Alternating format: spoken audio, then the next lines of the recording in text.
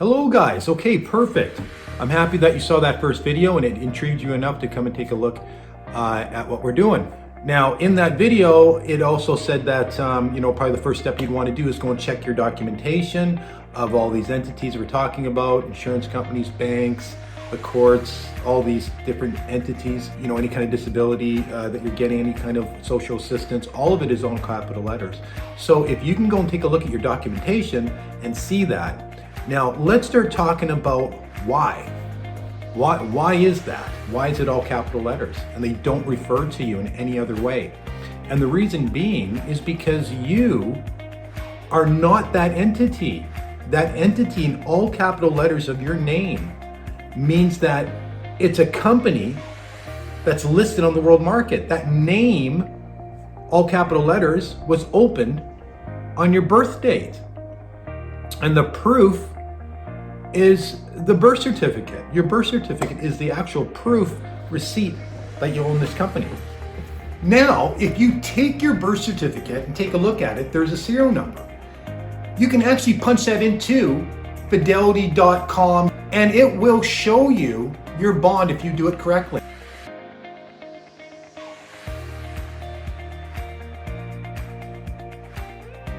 Now we're providing a video right here that actually shows you how to do it, and we're also putting it in the description. So you should know that the first bond was created 1933, right after the Great Depression. The Great Depression started 1929 and it ended 1933. And the government solution was this thing called Social Security.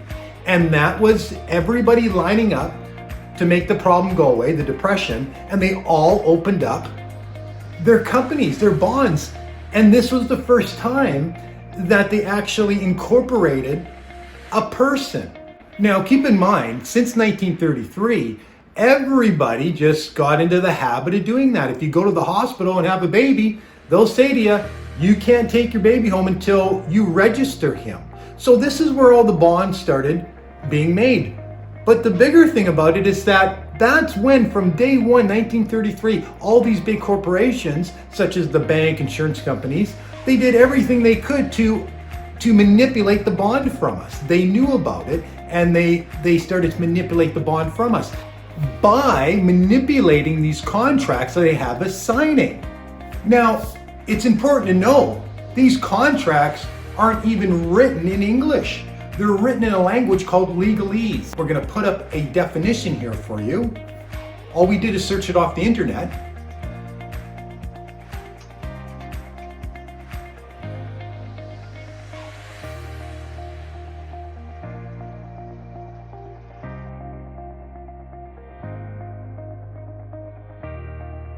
Now, legalese is a language that consists of English words, but redefined in an English society.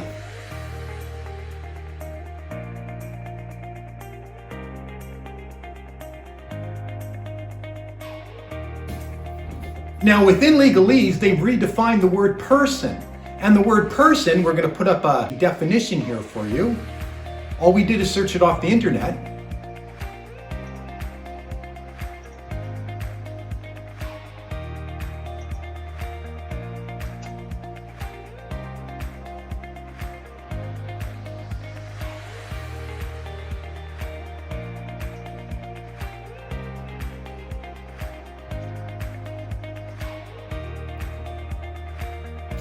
So as you see, the person is redefined as a corporation. So in legislation, you're not a person, you have a person.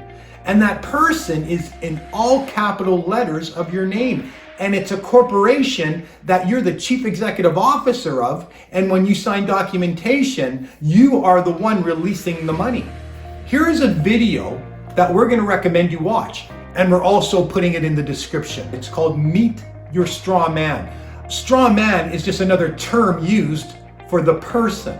When you see your name in all capital letters of any documentation, you now know that it's not referring to you.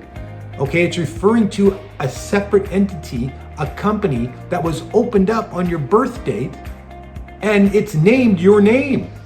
and it's in all capital letters, and it has a share of Canada in it because you are a citizen of Canada, therefore you have a share of the Corporation of Canada. There's $18 million, it's worth $18 million, and it has money in there, and what it is, it's a trust fund. So what happens now is that you're the one signing as a chief executive officer and releasing the money, creating the money. It's just as if you're a CEO of Walmart, and anytime you sign a paper, it's coming out of an account.